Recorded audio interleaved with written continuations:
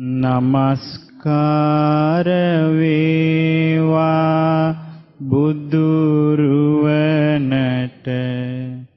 සමදා බුදු හිමි සරණ යමි.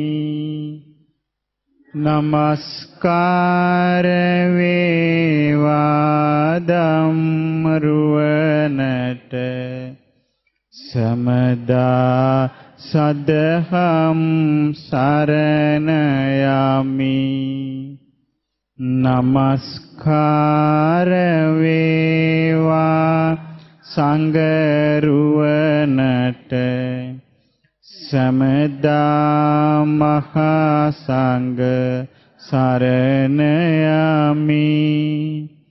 නමස්කාර වේවා තුනුරුවනට සමදා තිසරණ සරණ යමි. සාදු සාදු සාදු. පින්වත්නි, අද අපි ඉගෙන ගන්නේ සූපාදිශේෂ සූත්‍රය. මේ සූත්‍ර දේශනාව ඇතුළත් තිබෙන්නේ අංගුත්තර නිකායේ පස්වෙනි පොතේ 9 වෙනි නිපාතයට. දේශනාවේ නම සූපාදිශේෂ සූත්‍රය. ඔබ අහලා තියෙනවද මේ සූපාදිශේෂ කියන වචනේ?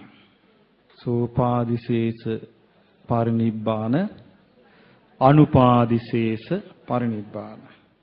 අපි සෝපාදිශේෂ පරිනිබ්බාන කියලා කියනවා කෙනෙකුට රහත් වුණාට පස්සේ වැඩ හිටින කාලෙට. ඒකට කියන්නේ අසෝපාදිශේෂ පරිනිබ්බාන ධාතු කියලා. ඒ කියන්නේ දැන් රහතන් වහන්සේ වැඩ ඉන්නවා. හැබැයි පිරිණි වෙලා තියෙන්නේ මොනවද? කෙලෙස්. සම්පූර්ණයෙන්ම කෙලෙස් නිවිලා ගිහිලා තියෙන්නේ. එතකොට උන්වහන්සේගේ පිරිනුවන් පෑමට කියනවා අනුපාදිශේෂ පරිනිබ්බාන කියලා. දැන් මෙතන සෝපාදිශේෂ කියන්නේ ඒ අර්ථෙ නෙවෙයි. ඒක කොහොමද කියලා අපි බලමු. ඒ දවස්වල අපගේ ශාස්ත්‍රුන් වහන්සේ වැඩ සිටියේ සවැත් නුවර ජේතවනාරාමයේ. එදා සාරිපුත්ත මහරහතන් වහන්සේ උදේ පාන්දරින් පින්ඩපාත වඩින්න පිටත් වුණා. පිටත් වෙලා උන්වහන්සේ කල්පනා කළා ටිකක් දුර වඩිද්දී සවැත් නුවර පින්ඩපාත වඩින්න තාම වේලාසන වැඩි. මේ කෙට්ටුව පාත තියෙනවා පරිබ්‍රාජකානං ආරාමෝ. පරිබ්‍රාජකයන්ගේ ආරාමයක් තියෙනවා. මං එහෙ පොඩ්ඩක් ගොඩ වෙන්න ඕනේ කියලා හිතුවා. කවුද එහෙම හිතුවේ? සාරිපුත්ත මහරහතන් වහන්සේ. හිතලා ඔන්න පරිබ්‍රාජකයන්ගේ ආරාමයට උන්වහන්සේ වැඩියා. වැඩලා ඉතින් සතුරු සාමීචි කතා බහේ යෙදුන කවුරු සමගද? අර තාපසින්නාසෙලා සමග. එතකොට ඒ කාල වේලාව වැඩි නිසායි උන්වහන්සේ වේලාසන වැඩි නිසායි එහි වැඩි. ඒ වෙලාවේ මේ තාපසවරු අතර කතාවක් යෙදුණා. මොකද්ද කතාව? තාපසවරු කතා වුණා කවුරු හරි කෙනෙක් ස උපාදිශේෂෝ කෙලෙස් සහිතව. එතකොට මෙතන අර්ථය දුන්නේ කොහොමද? කෙලෙස් සහිතව කියලා. ඒක පටලව ගන්න හොඳ නැත්තේ ඒකයි. එතකොට මෙතන උපාදිශේෂ කියන එක පාවිච්චි කරේ කෙලෙස් සහිතව කියලා. කෙලෙස් සහිතව කවුරු හරි කෙනෙක් මලොත් ඒ කවුරුවත් නිරයෙන් නිදහස් වෙලා නැහැ. ඒ කවුරුවත් තිරිසන් අපායෙන් නිදහස් වෙලා නැහැ. ඒ කවුරුවත් පෙරේත ලෝකෙන් නිදහස් වෙලා නැහැ. ඒ කවුරුවත් අපායට දුගතියට වැටෙන ස්වභාවයෙන් නිදහස් වෙලා නැත කියලා මේ පිරිස කතා වෙනවා දැන්. කවුද මේ තාපසින් ආන්සේලා? උන්දෙල්ල හොඳයි බලාගෙන යද්දි. උදේ පාන්දර වුණත් ඔව් හොඳයි කතා කරන්නේ ඒවා. ඉතින් කෙලෙස් සහිත මලොත් නිදහස් වෙන්නේ නැත කියලා උන් කතාව. එතකොට දැන් මේ කතාව මැද්දේ සාරිපුත්ත මහරහතන් වහන්සේත් වැඩ ඉන්නවා. උන්වහන්සේ මේ කතාවට සතුටුුනේ නැහැ. උන්වහන්සේ මේ කතාව ගැන සතුටුුනේ නැහැ. හැබැයි මේකට විරුද්ධව මොකවත් කියන්න ගියෙත් නැහැ. උන්වහන්සේ සතුටුුනේත් නැහැ, උත්තර පත්‍ර දෙන්න ගියෙත් නැහැ.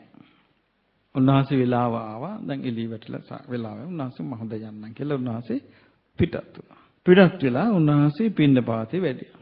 වැඩලා හිතුව මේ කතාව භාග්‍යවතුන් වහන්සේට කියන්න වටින එකක්. බලන්න කොච්චර උතුම්ද කියලා ඒ කාලේ රහතන් වහන්සේලානේ. ප්‍රඥාවෙන් අග්‍ර සාරිපුත්ත මහරහතන් වහන්සේගේ සංවරකම අර පිරිස මැද්දේ අඬබඩු මුකුත් නැහනේ. බලන්න මොකද හේතුව? දැන් සාමාන්‍ය මිනිස්සු අතර වගේ කතාවක් යනවා නම් කොච්චර අතකට දානවද නේ? වෙනවද නැද්ද? වෙනවනේ. ඔයලා කොහොමද කියන්නේ? මෙහෙමයි කියලා එකපාරට පැනගෙන යන්නේ නැද්ද? බලන්න වෙනස. දමණේ වෙච්ච චරිතයක ඇති ප්‍රභාව. ඒක සාමාන්‍ය දමණේ වෙච්ච නැති චරිතයක දමණේ වෙච්ච නැති චරිතය සුටුස් ගාලා ඇවිසිලා යනවා. එතකොට සාරිපුත්ත මහරහතන් වහන්සේ නිශ්ශබ්දව හිටියා, පිළිගත්තේ නැහැ, සතුටුුනේත් නැහැ, ආයෙ උත්තර පත්‍ර බඳින්න ගියෙත් නැහැ. එහෙනම් මම යන්නම් කියලා උන්වහන්සේ පිටත් වුණා. ගිහලා පින්නපාතේ වැඩි.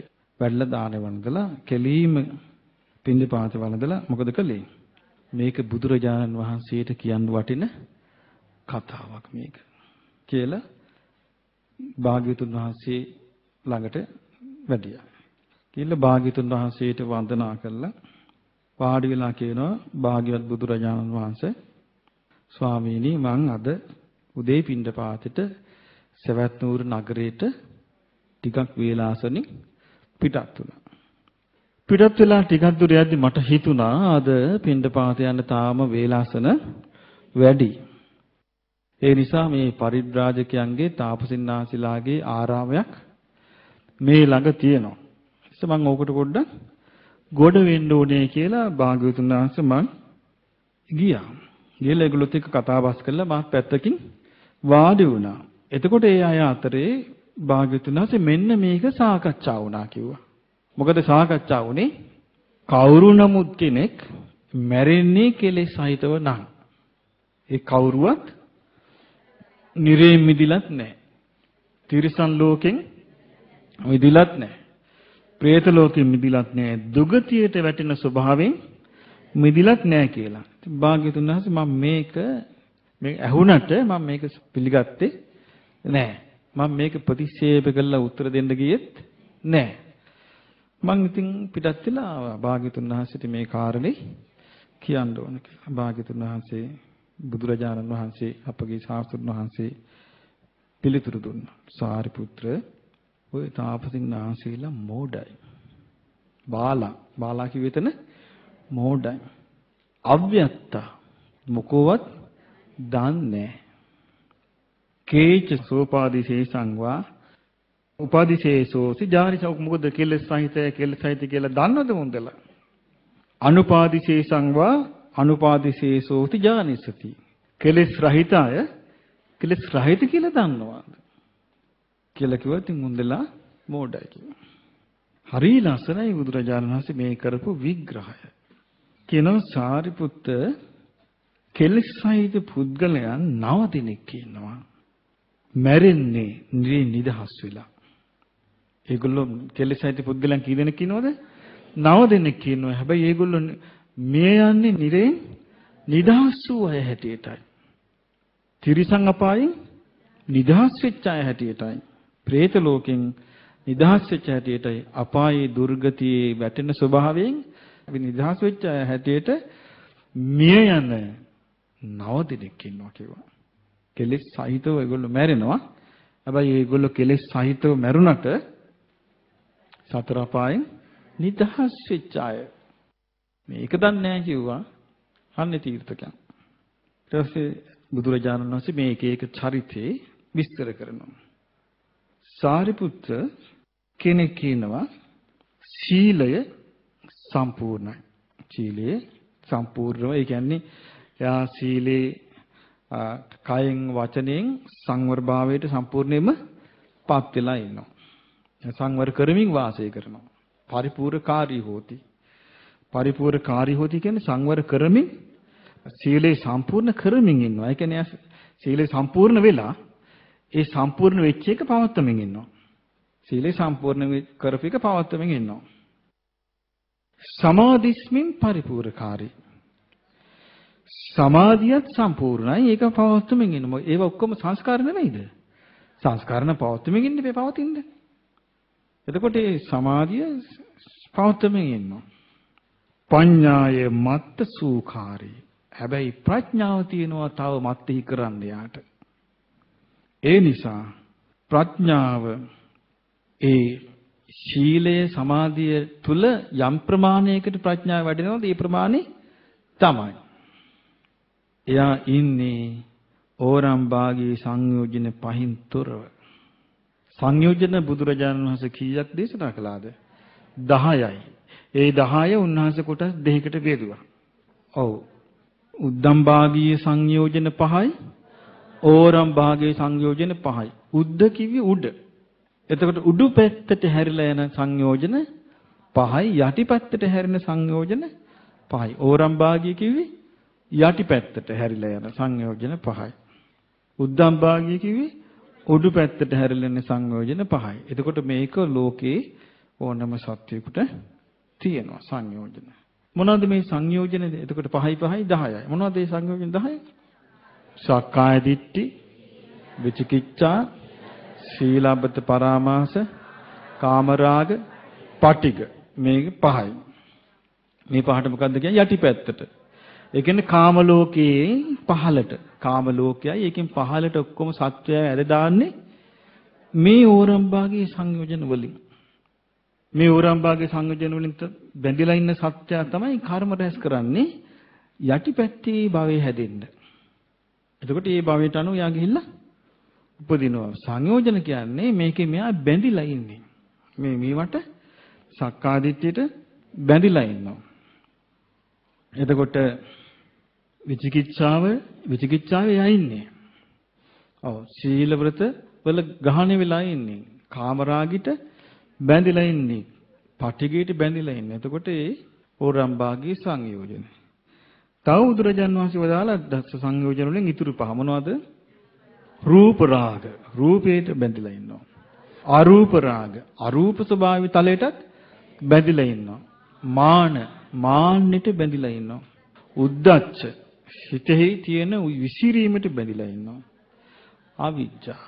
අවිද්‍යාව. මේ පහට කියනවා උද්ධම් භාගය කියලා. ඒ කියන්නේ දැන් අර යටිතලයට බැඳිච්ච පහ නැති කළා අර පහ එකපාරට නැති වෙන්නේ නැහැ. හැබැයි ඒ පහ බලපවත්තන්නේ කාම ලෝකෙන් උඩ උපතට. කාම ලෝකෙන් උඩට තියෙන උපතට. ඒතර බුදුරජාණන් වහන්සේ සාරිපුත්ත මහ රහතන් වහන්සේ දේශනා කළේ ඒතර කෙනෙක් ඉන්න පුළුවන් සීලය සම්පූර්ණ කළා.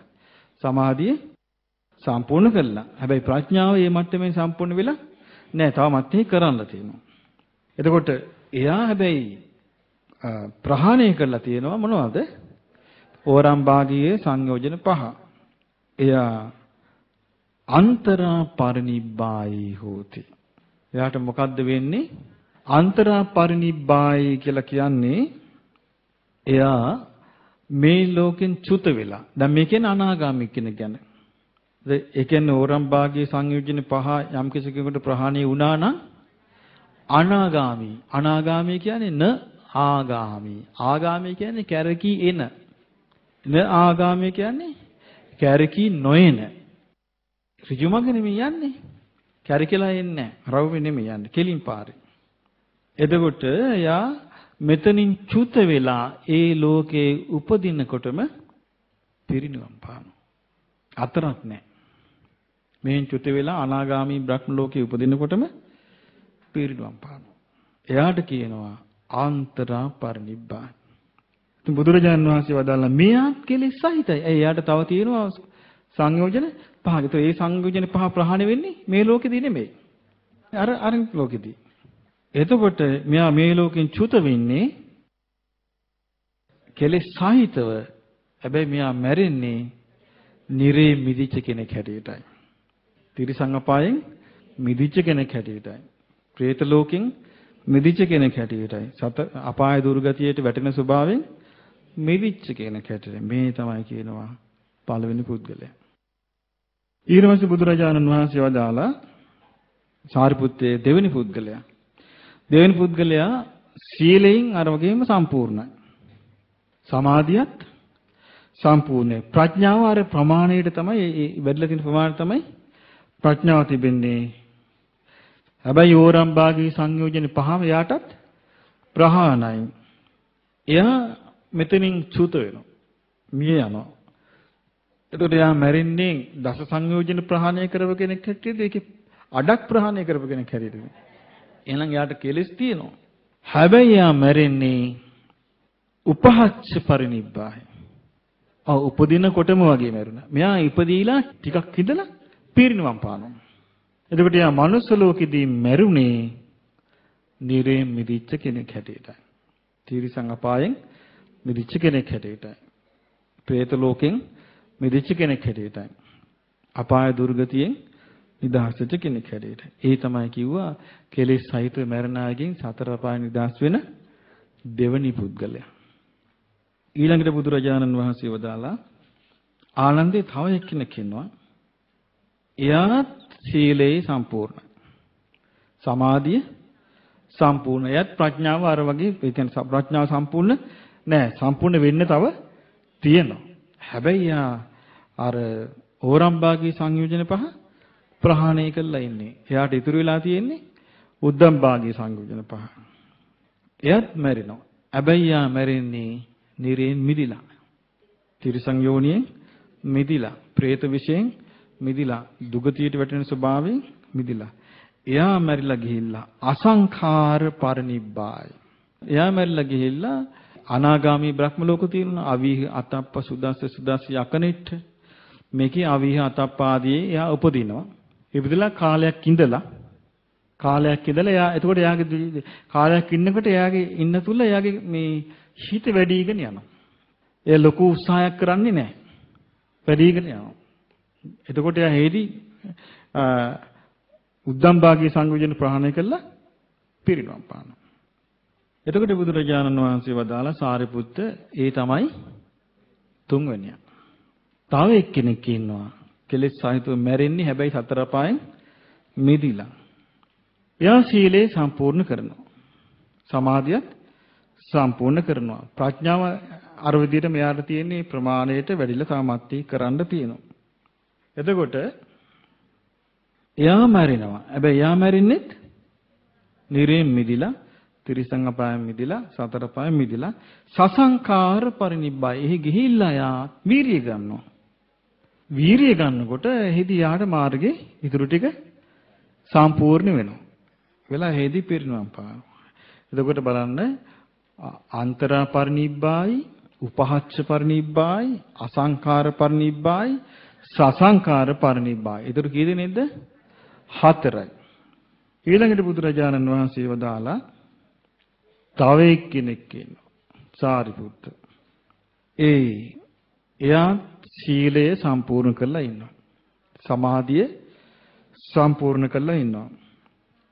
ප්‍රඥාව ඒ ප්‍රමාණයට තමයි තියෙන්නේ. හැබැයි ඕරම් භාගී සංයෝජන ප්‍රහාණය. එයා යනවා, එයාත් මැරෙනවා. එතකොට එයා මැරෙන්නෙත් ආපහු මේ කැරකිලා ඉන්න නෙමෙයි.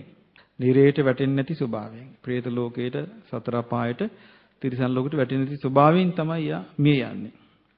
එයා මිය ගිහිල්ලා එයා උපදිනවා කියමු අවිහි. ඔන්න අවිහි උපදිනවා. එයා අවි යම් තාක්ක දෙහි ඉඳලා ඊට පස්සේ උපදිනවා මැරිලා ගින් අතප්පේ. ඊට පස්සේ යම් තාක්ක ඇද්ද? මේ මැරිලා සුදස්සි එකින් එක යන ඒකට කියන උද්දං සෝතගාමී. උද්දං සෝතෝ හෝති අකනිට්ඨගාමී. එතකොට උඩු අතට යනවා අකනිට්ඨේට යනකම් ඉපදී යනවා. ගිල අකනිට්ඨේදී තමයි පිරිනවම් පාන. එයත් මේ අපායේ මිදිච්ච කෙනෙක් කියනවා. මේවා පින්වත්නි බුද්ධ ශාසනයක ඇර ඉන්න කොහේවත් නෑ. දැන් අපි ගමු අපගේ භාග්‍යතුන් වහන්සේ පාරමී පිරුවන්නේ සාරා සංකේය කල්ප ගණන්. ඍජු මාවත්තකද පාරමී පිරුවේ වක්‍ර පාරේද? වක්‍රපාරක. ඇයි? තිරිසන් අපායේ ගියේ නැද්ද? ගියානේ. උන්වහන්සේට සමහර අවස්ථාවලදී විවරණ ලබනකොට සමහර අවස්ථාවල උන්වහන්සේ සිටියේ තිරිසන් හැටියට. තින්නේ සඳහන් වෙලා. දැන් ඔය විපස්සී බුදුරජාන් වහන්සේ කාලේ උන්වහන්සේ නාගරාජෙක් නේ. විපස්සී බුදුරජාණන් වහන්සේ කාලේ නාගරාජෙක්. පදුම බුදුරජාණන් වහන්සේ කාලේ සිංහයෙක්. එතකොට බලන්න වැටෙන ස්වභාවයෙන් තමයි මේක. ඒකනේ පුදුම සහගත වැඩේ. මේක ලේසි වැඩක් නෙමෙයි. ඒකනේ උන්වහන්සේ කවදාවත් මේ බුද්ධත්වයට කෙනෙක් මෙහිුවේ නැත්තේ. ඒ උන්වහන්සේ දන්නවා ඒක ඍජුමාවතක් නෙමෙයි කියලා. ඍජුමාවත මොකද්ද?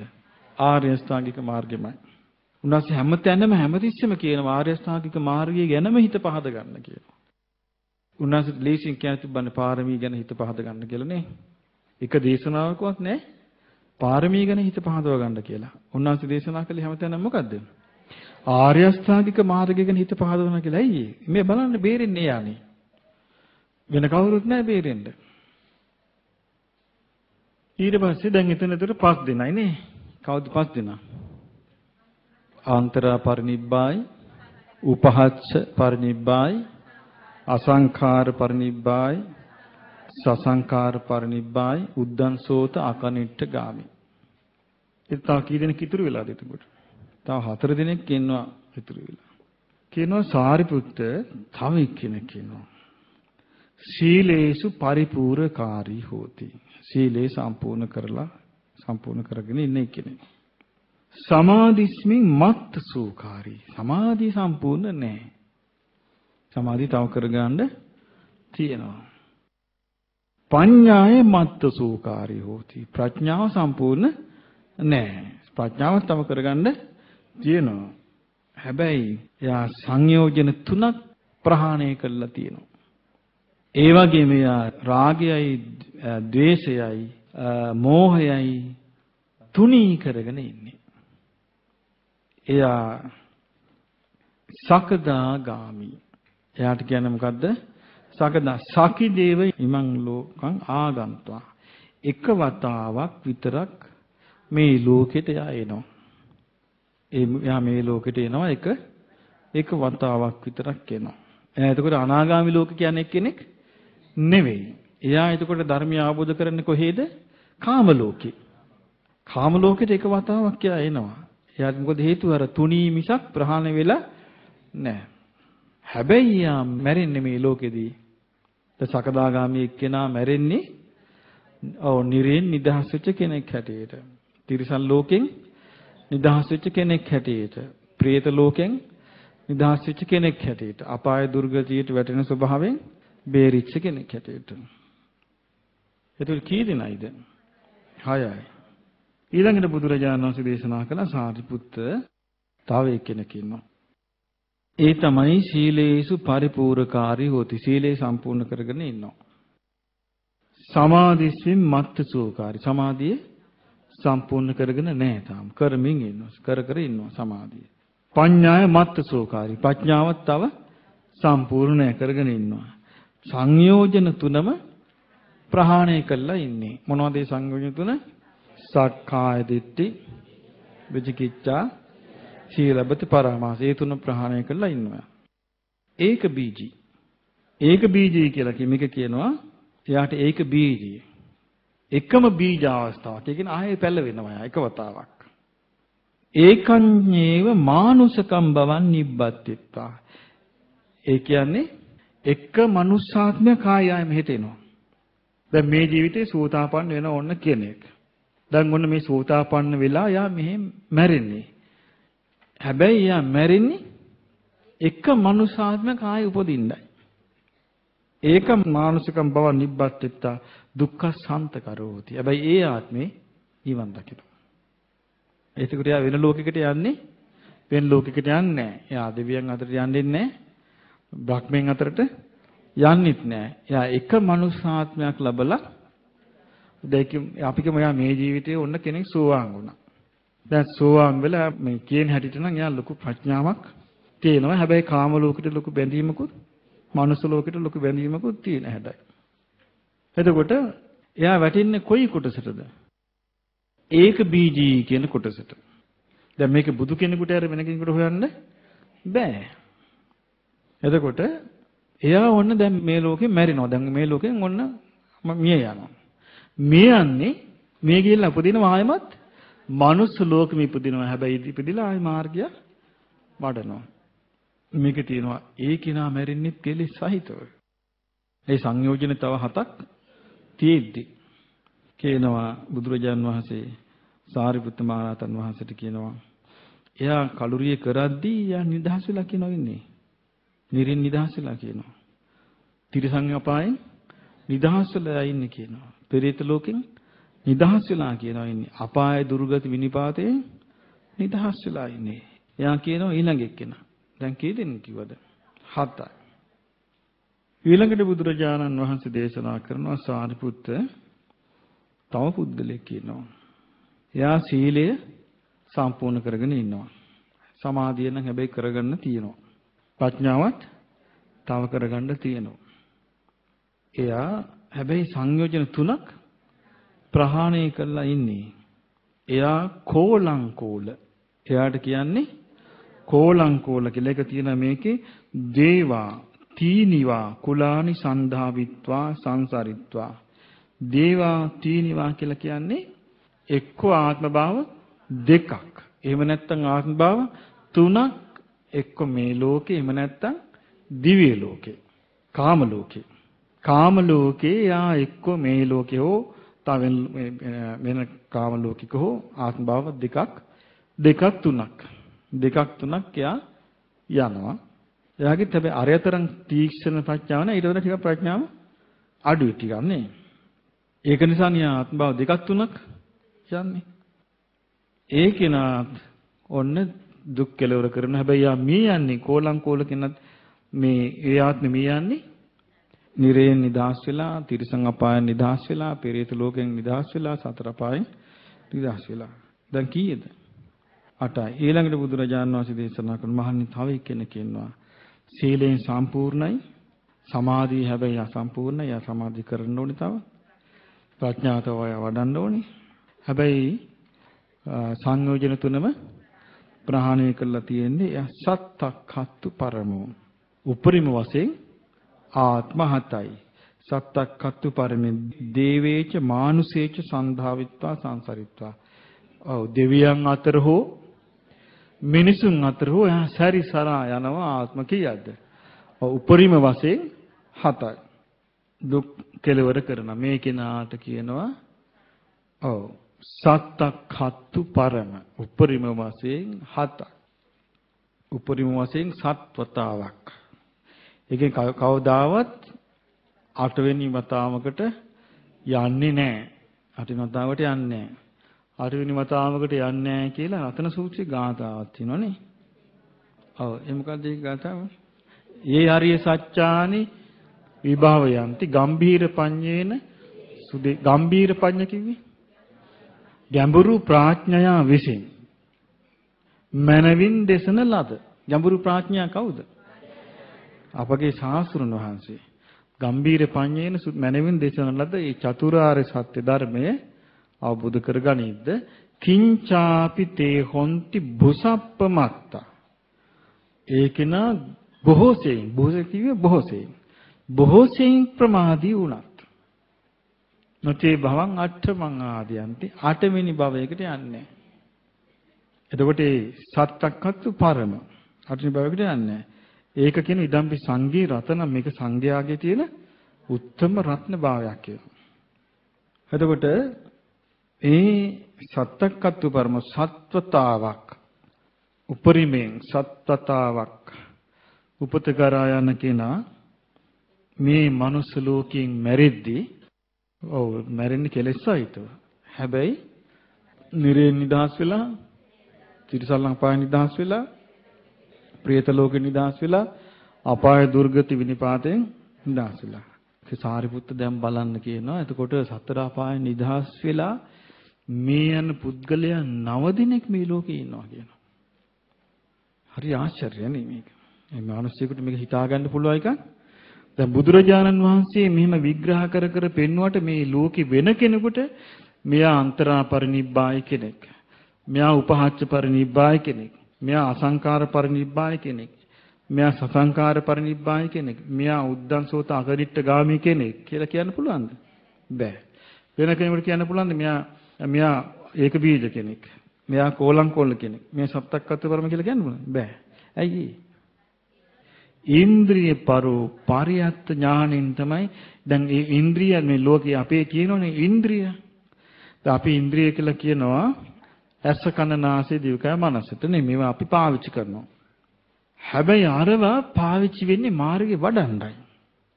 මොනවද ඒ ඉන්ද්‍රිය? සද්ධා, විරිය, සති, සමාධි, ප්‍රඥා.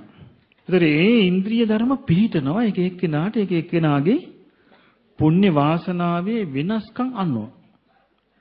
පුණ්‍ය මහිමේ තියෙන වෙනස්කම් අනුව එක එක්කෙනාගේ ඉන්ද්‍රියන් පිළිටනවා. හැබැයි ඒ පිළිටන විදිය මේ ලෝකෙ වෙන කෙනෙකුට පේන්නේ නැහැ. ඒක පේන්නේ කාටද? ශාස්ත්‍රුන් වහන්සේට. උන්වහන්සේ දකින්නේ මොන ඥානෙන්ද? ඉන්ද්‍රිය පරියත්ත ඥානෙන් දැකලා උන්වහන්සේට අවබෝධ වෙනවා මෙයා අසවල් ගණයට අයිති කෙනෙක්. මෙයා අසවල් ගණයට අයිති කෙනෙක්. මෙයා අසවල් ගණයට අයිති කෙනෙක්. මේක බුද්ධ විශේෂයට අයිති එකක් නේ. ඊර්වසි බුදුරජාන් වහන්සේ වදාළා ඒ නිසා සාරිපුත්ත ඔය ආගමික තපස්වරු මෝඩ අව්‍යක්ත කියන්නේ මේ ගැන දැනුම් තීරුම් ඇති අය නෙවෙයි. උන්දලා කෙලෙස් සහිත අය කවුද කියලා දන්නෙත් නැහැ. කෙලෙස් රහිත අය කවුද කියලා දන්නෙත් නැහැ කියන මේ විදිහට සාරිපුත්‍ර පුද්ගලයන් 9 දෙනෙක් ඉන්නවා.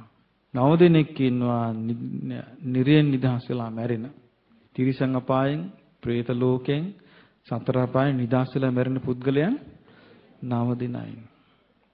කියන හැබැයි සාරිපුත්‍ර මේ කතාව මේ කාරණාව මම මේ භික්ෂූන්ට භික්ෂුණීන්ට උපාසක උපාසිකාවන්ට කියන්න ගියේ නැහැ. ඇයි මං කියන්න ගියේ නැත්තේ? ඊට පස්සේ ඒ උදවිය කම්මැලි වෙනවා. බලන්නනේ බුදුරජාණන් වහන්සේ මිනිස්යාගේ ස්වභාවය හොඳට දන්නවා. ඇයි දැන් සෝදාපන්න වෙච්ච කෙනා කල්පනා කරනවා දැන් ඉතින් හරිනේ.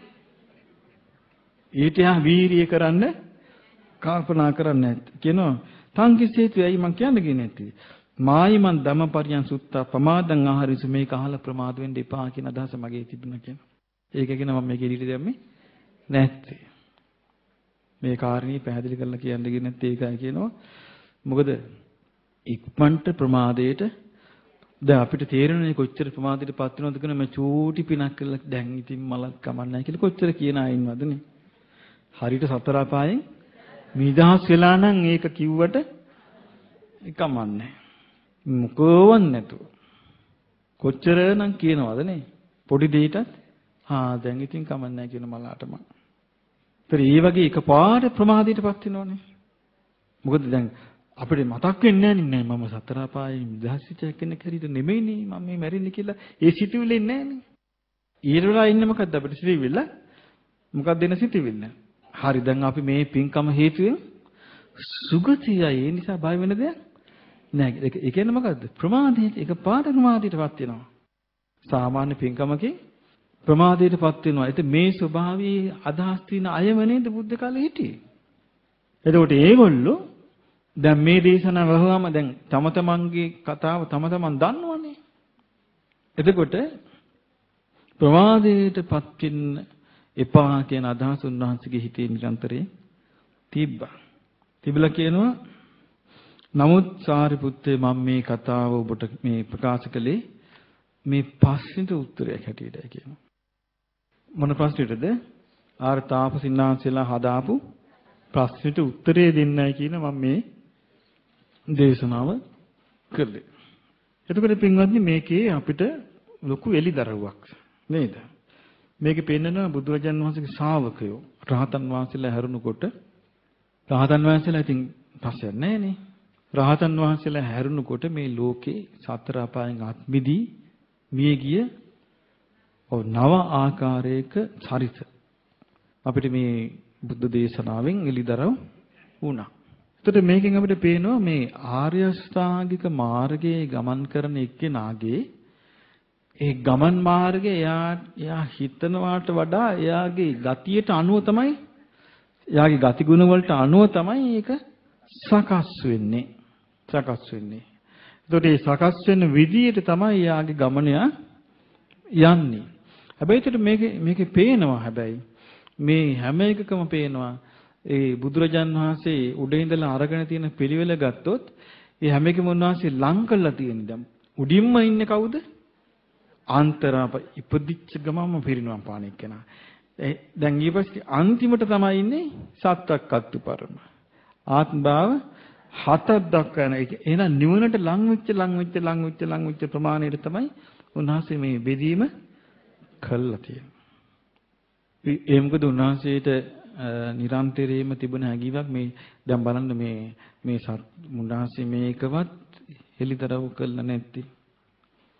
ඒ කිනාට ඉක්මන් කරන්න ඕන නිසා මේකෙන් මිදෙන්න ඉක්මන් කරලා උපකාර කරන්න ඕන නිසා. එතකොට අපිට තේරෙනවා මේකේ භයානකකම කොයි විදිහට උන්වහන්සේට වැටහිලා තියෙන්න ඕනේද කියලා. දැන් අපිට මේක භයානකකම කරන කිසි එහෙම බලපතලක් අපිට තේරෙන්නේ නැහැ නේද?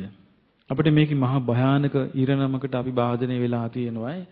අපිට මහා දරුණු ආකාරයේ ඝෝර දුක් ගොඩකට මැදි වෙච්ච ගමනක යන්න වෙලා තියෙන පිරිසක්ය අපිට සතර අපායට වැටුණොත් බේරිල්ල නැති කියලා අපි අහුවට ඒකේ අපිට එච්චර බයක් තේරෙන්නේ නැහැ නේද? එහෙම බයක් අමුතු බයක් තේරෙන්නේ නැහැ. පොඩි වෙලාවකට ඔය තප්පර දෙකකට තුනකට ඇති වෙයි. ඒ සැලකින් ඒක නැතිලා යන. දැන් අපි ගත්තොත් කෙනෙකුට අනතුරක් වෙනවා මහා දුකකටපත් වෙලා ඉන්නවා. ඔන්න අපි දකින්න ඒක ටීවී එකේ පෙන්නනවා. එක මොකක් හරි අහන්න ලැබෙනවා.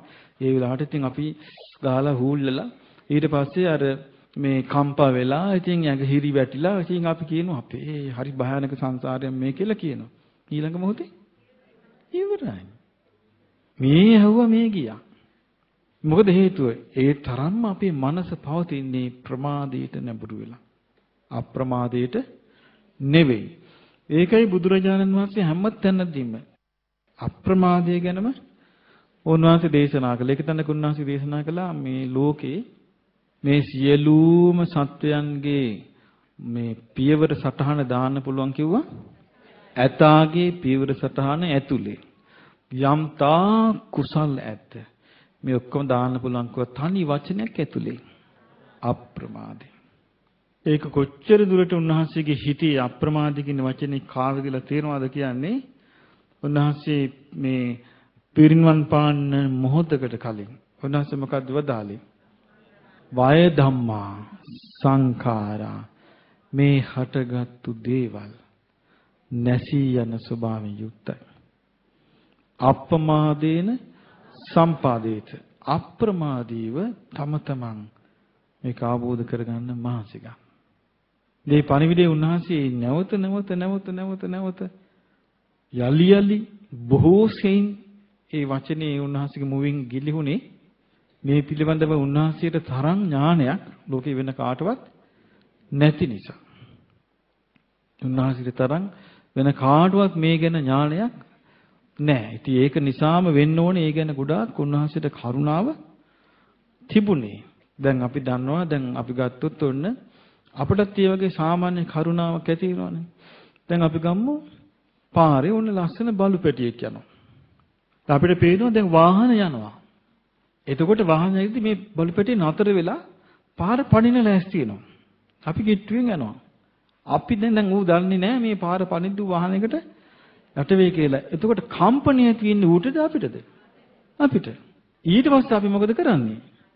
කොහොම හරි මහන්සි වෙනවා මේ බල්ලාව බලු පැටියාව එතනින් අයින් කරන්න. එතකොට ඒකට අපේ තියෙන උනන්දුව ඒ සතාට නැහැ. ඒ මොකද හේතුව? ඒ අනුතර පෙවුනේ කාටද? සතාට නෙමෙයි. ඒ අනුතර පෙවුනේ අනුතර ගැන අත්දැකීම තියෙන එක්කෙනාට. ඒ අනුතර ගැන අත්දැකීම තියෙන එක්කෙනාට කම්පණය ඇති වුණා. අනේ මේ සතා දැන් ඔන්න පයින් හදන්නේ. මීට කලින් මේකව මේ පැටියව බේර ගන්න ඕනේ කියලා එහෙනම් දුවලා ගිහිල්ලා එක්ක රවට්ටලා එක්ක අඬ ගහලා කොහොම හරි ඇදලා ගන්නවා. එහෙම කරන්නේ නැද්ද? කරනවා. ඒ මොකද මේ අනුතර පෙවුනේ අපිට. අනුතර පෙනිච්ච නිසා තමයි අපි ඒක කරේ. නමුත් ඒ සතා දන්නවද ඒක? දන්නේ නැහැ. ඒ වගේ තමයි දැන් බුදුරජාණන් වහන්සේ මේක ගැන එක එක උපමා වලින් දේශනා කරනවානේ. උන්වහන්සේ දේශනා කරන්නේ අර හෙල්ල උපමාව. හෙල්ල පාර උදේ 100ක් කනවා, දවල්ට 100ක් කනවා, රාත්‍රී 100ක් කනවා, අවුරුදු 100ක් හෙල්ල පාර 300 ගානේ. දිනපතා අවුරුදු 100ක් යවට පස්සේ සතර පායෙන් අත් මිදෙනවා කියලා කිව්වොත් කැමති වෙන්න කියනවා. ඒ වගේ මහා දරුණු උපමාවල් උන්වහන්සේ පෙන්වන්නේ නේ. ඒකෙන් පෙන්වන්නේ මොකද්ද? මේ ධර්මය අවබෝධ කරගන්න වීරියක් ගන්න ඕනේ කියලායි, අප්‍රමාදී වෙන්න ඕනේ කියලා තමයි උන්වහන්සේ එක එක වීර්ය මේ චූටි ළමයින්ට කියා දෙනවා වගේ. පොඩි මුංගට තරමේ චූටි ගල්ලට හතක් තියලා මෙහෙම පොලිමට විශාල කන්දක් පෙන්නනවා. චූටි ළමයින්ට වගේ නේද? ඒක කියා දීලා තියෙන්නේ. එතකොට භික්ෂුන් වහන්සේලාට කියන මහණෙනි මේ චූටි ගල්කට හත වගේ කොච්චර ගුණයක් විශාලද මේ කන්ද. ඒතර කියන භාග්‍යතුන් වහන්සේ අපිට නම් කියන්න තේරෙන්නේ නෑ කියන මේ වගේ 100,000 කෝටි ගුණයක් විශාලයි කියනවා. ඊට පස්සේ කියන මහණනි ඉක්මන් කළ සුවාන් වෙන්න. එතකොට විඳින්න තියෙන දුක මෙන්න මෙච්චරයි කියනවා.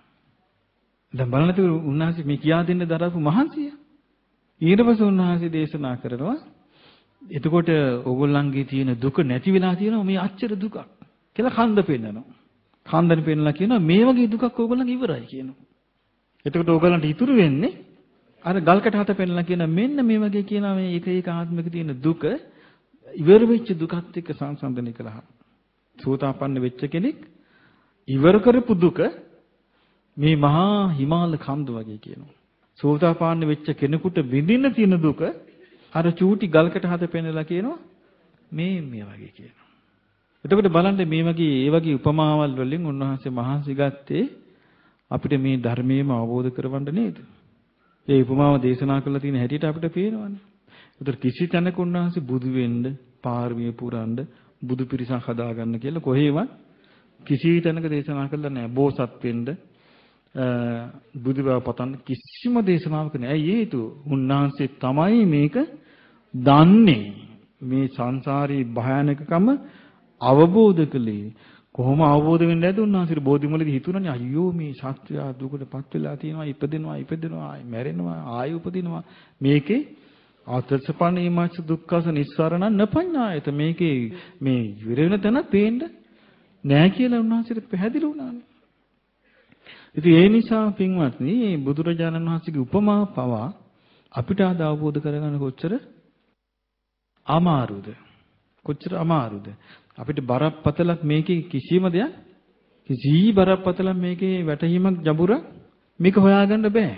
මොකද හේතුව අවිද්‍යාවමයි හේතුව.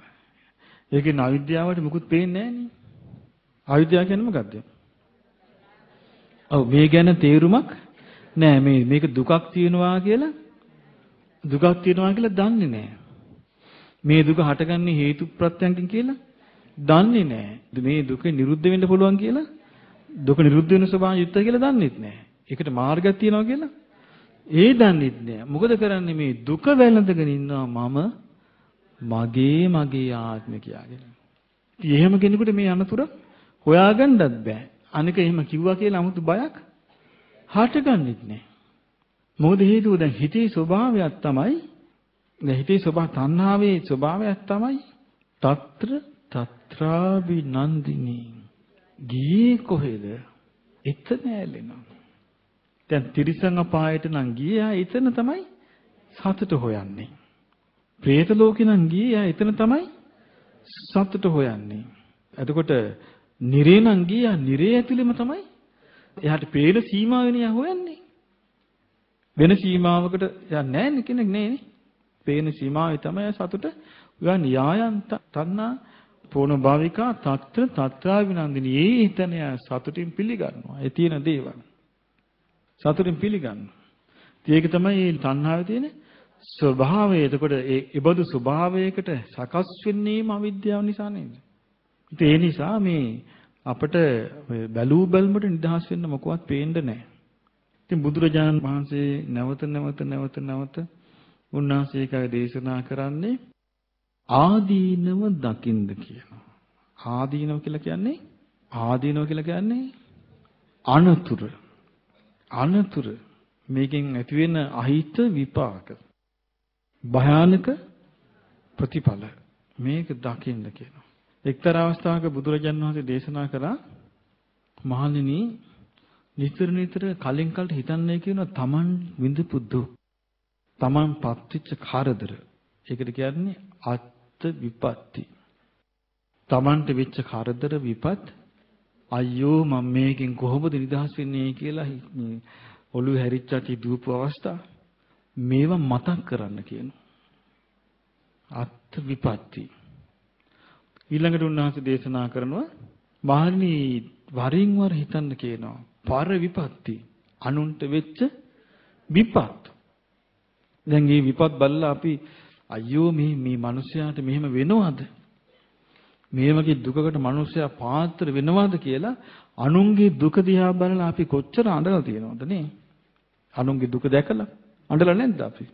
අනුන්ගේ දුක දැකලා ඇස් වලින් කඳුළු ආපු නැති කෙනෙක් මං හිතන්නේ මිනිස්සු අතර අඩු ඇති එහෙමයි. එතකොට අනුන්ගේ විපත් දැකලා අපි හරියට ශෝක වෙලා තියෙනවා. බුදුරජාණන් වහන්සේ දේශනා කරනවා මාන්නේ පර විපත්ති. පර කිව්වේ අනුන්ගේ විපත්ති වෙච්ච කලින් කලට මතක් කරන්න කියනවා. වෙච්ච දේවල් අනුන්ට වෙච්ච හිරියර පීඩා. ඊළඟ බුදුරජාණන් වහන්සේ දේශනා කරනවා මහණෙනි නැවත නැවත මතක් කරන්න අත්ත් සම්පatti. තමන්ට ලැබිච්ච දේවල්. පර සම්පatti. අනුන්ට ඒ ඔක්කොම දේවල් නැසී යන ස්වභාවයෙන් යුක්තයි. ඒ බඳු ලෝකික නේද ඉන්නේ කියලා. එතකොට මොකද වෙන්නේ? මේකේ දිගින් දිගට පවතින තියෙන ආසාව නැති වෙලා එයාට පේන්න ගන්නවා මේකේ තියෙන කරදර. කරදර පේන්න ගන්නවා. කරදර පේනකොට මොකද වෙන්නේ? කරදර පෙවුනොත් නේ උපක්‍රමයක් හොයන්න ගැලවෙන්නේ. කරදරයක් පේන්නේ නැති එක්කෙනා උපක්‍රමයක් හොයයිද? නෑනේ. යම්කිසි කරදරයක්, පීඩාවක්, හිරිහැරයක්, බයක් වැටහෙන එක්කෙනා නේද මේකෙන් එතර වෙන්න හොයන්නේ. එහෙම වැටෙන්නේ නැති එක්කෙනාට කිසි ගාණක් නෑ. එයාට එහෙම මොකක්වත් ප්‍රශ්නයක් තියෙන බවක් හිතන්නේ නෑ එයා. ඒක කොහොමත් ඉතින් අනතුරු දකින්නේම දැන් මේ අනතුරු කියලා කියන්නේ මේකයි. මේ අනතුරු කියලා කියන්නේ මේ කොරහේ කිඹුළු හොයනවා වගේ එකක් නෙමෙයි. කොරහේ කිඹුල්ලු දකින්නවනේ. ඒ જાති එකක් නෙමෙයි මේ අනතුරු හොයනවා කියන්නේ. ඊගෙන සමහරු නිස්කාරණී බය උපදව ගන්නව නේද? ඒක රෝගයක් නේ. නිස්කාරණී බය උපදව ගන්න මට ගහයි දන්නේ මට කරදරයක් කරයි දන්නේ මම තනියම ඉන්නේ නැත්නම් මම තනියම පාර යද්දී මට කරදරයක් කරන එක මොකද්ද? ඒක හිස්ටීරියා කියන රෝගය. ඒක ඖෂධ වලින් සනීප වෙනවා. මේ කියන්නේ ඒක නෙමෙයි. මේ කියන්නේ ආදීනව මෙනෙහි කිරීම. ඒතර මේකට සම්බන්ධ මොකද්ද? මේක ප්‍රඥාවෙන් කරන්නේ. මේක ප්‍රඥාවෙන් කරන්නේ. ප්‍රඥාවෙන් කරන්නේ කොහොමද? ජීවත් වෙන්න තියෙන කාලේ අපිට කොච්චරද කියලා සීමිත අඩු සීමිත කාලයයි අපිට තියෙන්නේ කියලා අපිට තියෙන හිතන්න පුළුවන්කම. මොකද එහෙම හිතන්න පුළුවන්කමත් එක්ක අපි පුරුදු වෙනවා අකුසල් දුරු කරන්න සහ කුසල් වඩන්න අපි ඒක පාවිච්චි කරනවා. දැන් අර බයෙන් තැති ගැනීමෙන් අනේ මට මෙහෙම වුණාද මෙහෙම කරදරයක් වුණා කියලා ඔන්න කහිනියක් දැක්ක බය වෙලා ඔන්න කල්පනා කරනවා. ඒක මොකද්ද? ඒක කුසල් වඩන එක නෙමෙයි. කුසල් වඩනවා කියලා කියන්නේ අප්‍රමාදී වෙනවා කියන එක. අත් විපත්තිත් පිර තමන් නූලෙන් මරණයෙන් බේරිච්චා. නැද්ද මේ ලෝකේ ගොඩක් දෙනෙකුට එහෙම වෙලා නැද්ද? ගොඩාක් දෙනෙකුට වෙලා තියෙනවා. තමයි මේ දශමෙන් බේරිලා තියෙනවා ජීවිතේ මැරෙන්න ගිහිල්ලා. එතකොට යාම කල්පනා කරනවා නේ මගේ මොකක් හරි පින්නකට තමයි මම මේ බේරුනේ. නමුත් යා හිතන්නේ ඊළඟ පාර ආයි වුණොත් මම බේරෙයිද? ඒක මතක් වෙන්නේ. ප්‍රමාද කියන්නේ ඒකයි. එයා හිතුවත් නෑ මම මේ බේරුණේම මගේ අකුසල් ප්‍රහාණය කළා කුසල් වඩා ගන්නයි කියලා. අන්න එයා ඒකට පාවිච්චි කරනවා. අන්න හිතුවා යා හරි විදියට. හරි විදියට එයා හිතුවා. එතකොට සමහරට උන්න කරදර ගොඩක හිර වෙලා හිටියා යා. දැන් යා නිදහස් වෙලා තියෙනවා කරදර වලින් පොඩ්ඩක්. එතකොට හිතන මම තව දවස් කීයක් මේ වගේ කරදර නැතුව ඉඳීද කවුද දන්නේ. එහෙනම් මේ කරදර නැති වෙලාවේ මම මේකෙන් කොහොම හරි වඩා ගන්න ඕනේ. එහෙම නැත්නම් බලාපොරොත්තු නැති කරදරයක් එයාට කඩාගෙන වැටුණා. එතකොට එයාට තියෙන්නේ Tamanට තිබිච්ච සතුට සැපත සිහි කරන්න. එයාට හිතෙනවා මට දැන් කලින් තිබුණා සම්පත්. මට තිබුණ පහසුකම් තිබුණා මට පිළිවෙල සතුටෙන් ඉන්න තිබුණේ. දැන් මට මුකුත් නෑ. මට ආයේ මේ බඳු අවස්ථාවක් ලැබෙයිද නැහැ. දැන් මං කරදර ගොඩකින් මේ වෙලාවෙත් මං කුසල් වඩන්න ඕන. අත්ත් සම්පත් තමන්ගේ සම්පත් නැති වෙලා දැන් ඔන්න සම්පතිබිච්ච මතක් කරනකොට දැන් මේ වෙලාව මොකුත් නැහැ නේද? දැන් මම මේ වෙලාවත් කුසල් වඩන්න ඕන කියලා ඕන දැන් එයයි පැත්තට හැරෙනවා කුසල් පැත්තට. ඒතර කොහෙන් ගත්තා ඥානවන්ත කෙනාට අප්‍රමාදී වෙන්න අවස්ථාව උදා කරගන්න පුළුවන්. එතකොට මේ අප්‍රමාදී වෙන්න අවස්ථාව උදා කරගන්න එක්කෙනා තමයි ටිකෙන් ටික ධර්ම මාර්ගයට පිවිසෙන්නේ. මොකද ධර්ම මාර්ගයට පිවිසෙන්නේ වෙන විදියක් නැහැ නේ අපිට. මේ නුවණින් කල්පනා කිරීමෙන් තොරව අපිට මේ ධර්ම මාර්ගයට ඇතුල් වෙන්න තැනක් නැහැ. දොරටුවක් නැහැ වෙන. එන පාරත්තොටක් නැහැ. වෙන පාරත්තොටක් නැහැ ධර්ම මාර්ගයට ඇතුළු වෙන්න. ඇයි බුදුරජාණන් වහන්සේ දේශනා කළා තියෙනවනේ ධර්ම මාර්ගයට ඇතුළු වෙන්න තියෙන අංග. අංග තමයි සද්ධර්ම ශ්‍රවණය. යෝනිසෝ මනසිකාරය. ධම්මානුධම්ම පටිපදා. මෙවන්නේ තියෙන්නේ. එතකොට මේ ධම්මානුධම්ම පටිපදාවට යන්නේ යෝනිසෝ මනසිකාරයෙන්. යෝනිසෝ මනසිකාරය ගන්නෙ සද්ධර්ම ශ්‍රවණයෙන්. එතකොට දැන් මේක කරන්න තියෙන්නේ තමන්ම කල්පනා කර නේද? මේක නැතුව ඇගේල්ල ගන්න ක්‍රමයක් නැහැනේ. වෙන මේ ධර්මාර්ගයට පිවිසෙන්න කියලා වෙන ලෝකේ කිසිම ක්‍රමයක් නැහැ. ලෝකේ කාටවත් වෙන ක්‍රමයක් දෙන්නත් බෑ. වෙන ක්‍රමයක් ඇත්තෙත් නැහැ. ඒතර මේක කරන්න තියෙන්නේ හිතන රටාවෙන්මයි. ඒතර හිතන රටාවෙන්ම නම් මේක කරන්න තියෙන්නේ හිතන රටාවම තමයි සිහියෙන් හරි ගස්සන්න තියෙන්නේ. මොකද දැන් අපි පුරුදු වෙලා දැන් අපිට වැඩිපුරම දැන් තියෙන්නේ ප්‍රශ්නේ පුරුද්දනේ. ඒ දැන් රවුමි ගිහින් පුරුදු වෙලා කෙලවරක් නෑ මේ පුරුද්ද. පුරුද්ද කොච්චර බලපානවද කියන්නේ දැන් පුරුද්ද දැන් බුදුරජාන් වහන්සේගේ කාලේ සමහර අර පිළින්දි වච්ච රහතන් වහන්සේම දැක්කන්නේ කතා කරන පුරුද්ද කොච්චර ගියාද? මිනිස්සු හම්බුනාම අහනවා කියන්නේ කොහෙද වාසලියෝ ගියේ? එහෙම අහනවා. මෙහෙවර කියලා අහනවා කියන්නේ. මිනිස්සු ඔක්කොම එතකොට හරි අහලා නිකන් මිනිස්සුන්ට ප්‍රශ්නයක් දැන් මේක. සංඝයාටත් දැන් මේක ප්‍රශ්නයක්. ඇයි මේ ගොරෝසු වදන්? ඊට පස්සේ බුදුරජාණන් වහන්සේට ගිල්ල කියනවා භාග්‍යතුන් වහන්සේ මෙහෙම හරි ගොරෝසු වචන පාවිච්චි කරනවා කියන ওই පුරුද්ද කියන. බුදුරජාණන් වහන්සේ දේශනා කළ ඔය පුරුද්ද කිව්වා ආත්ම භාව 500ක්ම බ්‍රාහ්මණයෙක් කියනවා. ආත්ම 500ක්ම උසස් කුලයක ඉඳලා ඒ පුරුද්ද නම් කියන්නේ අනිත් හෙලා දකින්න නෙමෙයි කියන්නේ. පුරුද්ද මේ කියන්නේ. ඉතින් මේ වගේ පුරුද්ද තියෙන අය කොච්චර ඉන්නවද? නේද? වරින් ඵලයන් කියලා කියනවා පුරුද්ද. හැබැයි හිතේ තරහක් නැහැ. අහනෙක් කෙනෙකුට හිතෙන්නේ මේ බයිනවා කියලා. ඒ හිත නරක කරගන්නවා බැන්නා කියලා. බැලුවම වෙලා තියෙන්නේ මොකද්ද? ඉතින් මේ වගේ පුරුද්දක් යනවා නම් මේ වචනෙට යනවා නම් පුරුද්ද. වචනෙට. දැන් වචනේ කියන එක දැන් අපි හිතේ සකස් වෙන සංස්කාරයක්, පචී සංස්කාරයක් කියන්නේ. ඒකටත් පුරුද්ද යනවා නම් හිතන රටාවට කොච්චර ගිහිල්ලා ඇද්ද? පුරුදු. ක්‍රියාවට කොච්චර යනවද පුරුදු? බලපානව ඇද්දනේ? දන්නේ නැනේ. එතකොට ඒ නිසා ඊළඟට මේ ජීවිතයේ කොච්චර පුරුදු වලට අපි නිකන් ඇබ්බැහි වෙනවද? හැබැයි මේ විදිහට ලේසියෙන් අපිට පුරුද්දකට ඇබ්බැහි කරගන්න පුළුවන් ධාර්ය සංගික මාර්ගය බෑනේ. ඇයි ඒකේ තියෙන්නේ කුසල් වඩන්න අකුසල් ප්‍රහාණය කරන එක තියෙන ඍජු ගමනක්. ඒක වීරියෙන් කරන්න ඕන එක. ඒ කියන්නේ සිහියෙන් තොරව කරන්න බැරි එකක්. දැන් සිහියෙන් තොරව පුළුවන්ද? දැන් අපි කොහොමද අකුසලයක් ගැන හිත ඉන්නවා මෙයා. ඔන්න එයා ධර්මය අහපු කෙනෙක්. දැන් අකුසලයේ ආස්වාදයේ විදිහට හිත ඉන්නවා. දැන් ධර්මය අහලා තියෙන. නමුත් මෙයා දැන් සිහිය නැහැ දැන්. එක පාට මෙයාට සිහිය එනවා. ඇවිල්ලා අඳුන ගන්නවා මේන් අකුසලයක් කියලා. හැබැයි යා හිත අකුසලයට ආසක්ත වූ. ඒ කියන්නේ අකුසලෙහි ගැලුණු හිත හරවන්නේ. යා කුසල් අරමුණට ගන්න වීරියක් ගත යුතුද නැද්ද? වීරියක් ගත යුතුයි. ඒ වීරිය එන්නේ පින්බලෙන්. ඒ වීරිය එන්නේ පින්බලෙන්. මොකද හේතුව ඒ පින්බලෙන් නැතුව ඒ වීරිය ගන්නෙ කොහොමද? මොකද හේතු සම්පූර්ණ පින්බලෙන් මේ වීරිය කියන එක තියෙන්නේ. දැන් බුදුරජාණන් වහන්සේගේ වීරිය කියන්නේ සම්පූර්ණ පින්බලෙ නෙමෙයිද? පින්බලේනේ. දැන් උන්වහන්සේගේ වීරිය කොහොමද මේ ශරීරේ සම්මස් ලේ වියලේවා ඇටනහර ඉතුරු වේවා. යම් වීරියකින් යම් පරාක්‍රමයකින් යමක් සාක්ෂාත් කළ යුතුද ඒ සාක්ෂාත් නොකර නැගිට මේ වගේ පින්බලෙ මේ කර නිකාච කෙනෙක් හිටියා. මට මතක හැටියට භික්ෂුණියක් මායසක භික්ෂුණියක් හැරමිටි ගගා ගිජ්ජකූට පර්වතයට නැග්ගා. හැරමිටියෙන් ගිහිල්ලා භික්ෂුණී පර්වතයට නැග්ගා. නැගලා හැරමිට්ට පැත්තකින් තිබ්බා. පාත්‍රයේ මුණින් හැරෙව්වා. මං වලදන්නේ. මම මෙතනින් නැගිටින්නේ. එරිමිනා ගොතාගෙන වාඩි වුණා. තීරි ගාතාල සඳහන් වෙනවා.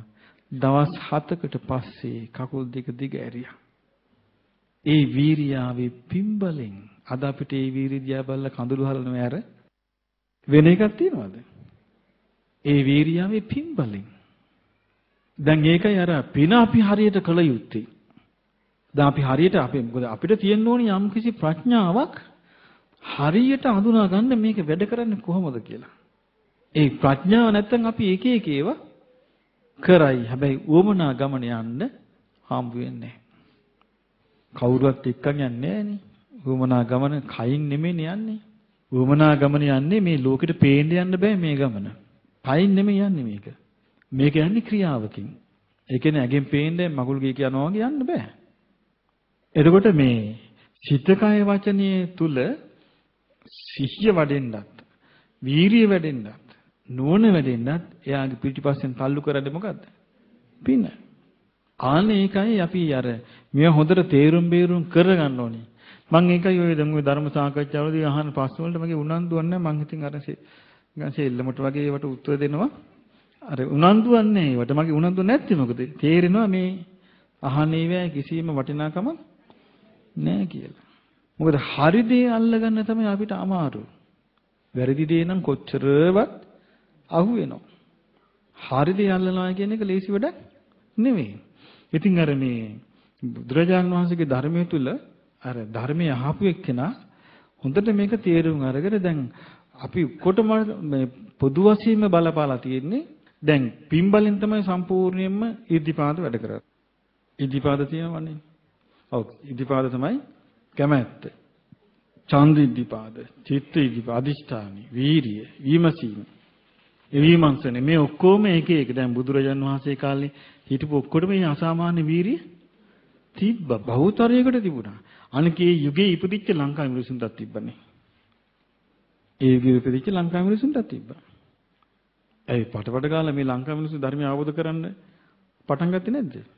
පටන් ගන්නනේ වීරිය කළානේ. සම්පූර්ණ වීරිය ප්‍රතිඵල ලැබුණානේ.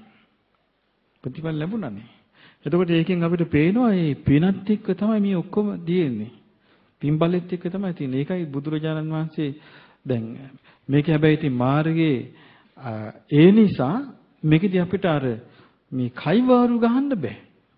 මම නම් කොහොම හරි සෝවාන් වෙන්න ඕනි. මම නම් කොහොම හරි අඩුම සකදාගාමී වෙන්න ඕනි. මම නම් අනාගාමී වෙන්න ඕනි කියලා එහෙම.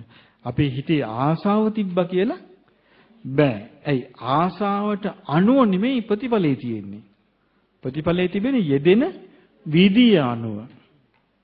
හිතේ ආස කිරීම අනුව නෙමෙයි. එක තැනක තියෙනවා මේ අනුරුද්ධ මහරහතන් වහන්සේ වෙන්න ඕනේ. මට මතක සාරිපුත්ත මහරහතන් වහන්සේට ගිහින් කියනවා.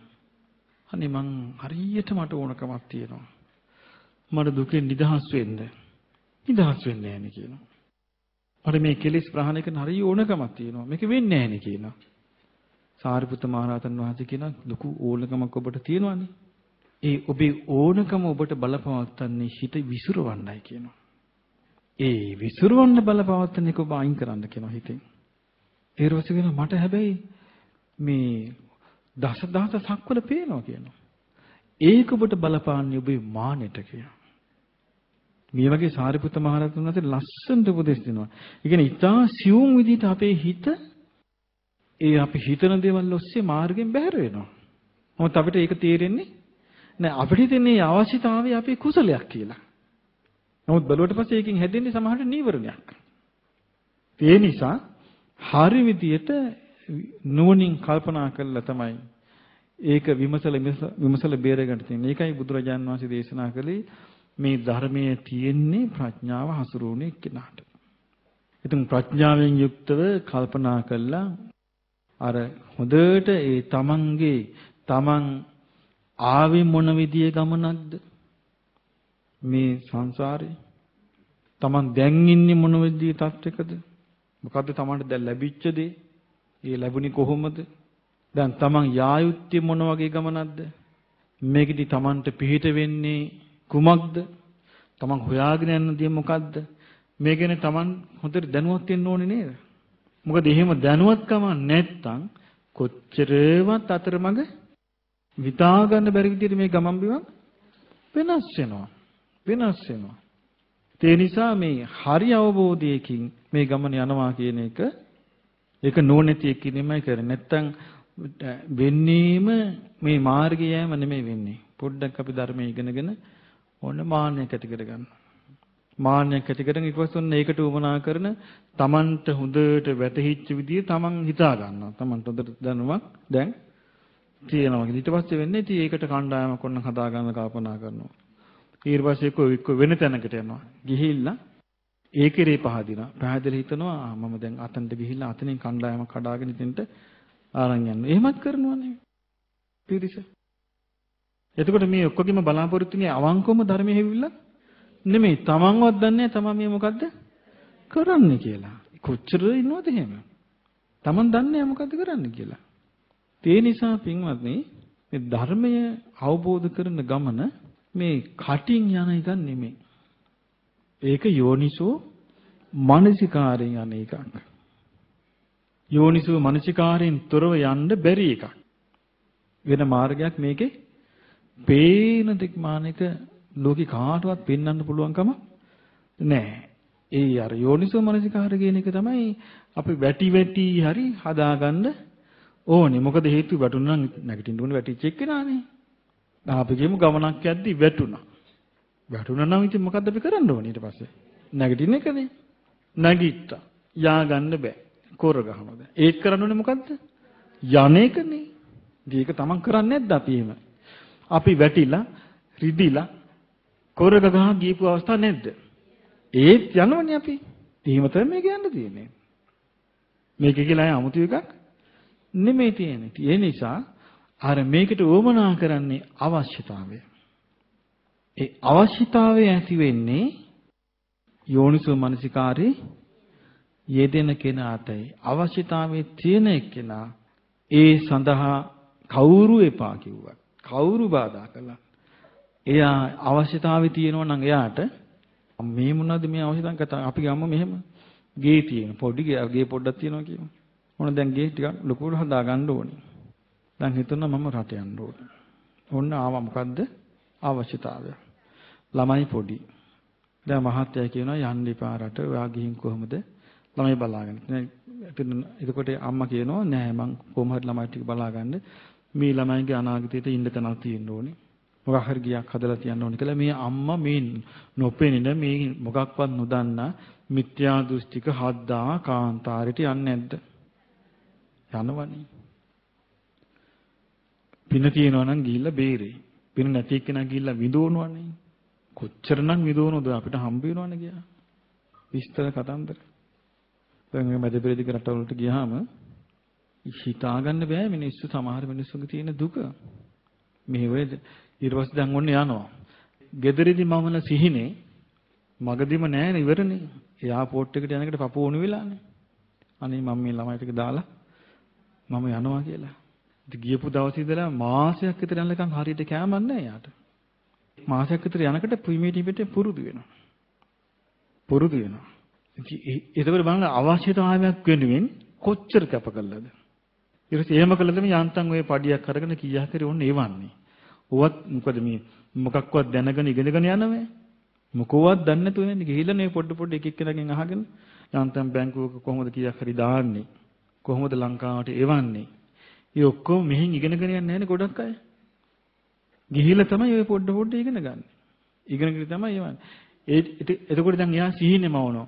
ලියුම් පිටු ගණන් එවනවා මෙහෙම කරන්න, මේ ණය ගෙවන්න, වැට ගහන්න, ඊළඟට මේ ලිඳ කපන්න, ලිඳේ අයිනෙන් වැට ගහන්න, ළමයි ලිඳට වැටේ. මේ ඔක්කොම කල්පනා කර කර අම්මා ලියනවනේ.